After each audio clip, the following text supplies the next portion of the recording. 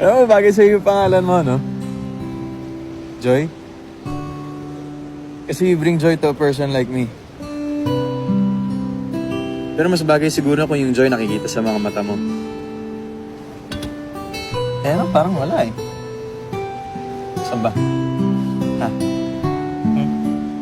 Doon sa Canada. Pagpunta ko doon, baka makita ko na.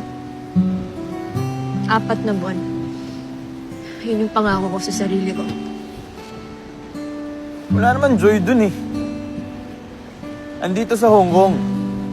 Andito ako eh. See? Oh, ayan oh. May konti oh. See? Joy is here. In Hong Kong. Sa Canada. Tapos sa Amerika. Wala namang pinagkaiba yung Hong Kong sa mga lugar na sinabi mo. Doon, para sa mga katulad namin, meron kaming choice. Doon, I can be more so I can give more. Para sa pamilya ko. Naiintindihan mo yun? Of wanting more? Like how I want more time with you? Wala akong extra time para sa'yo. May nahabol pa akong future. Ay, teka lang.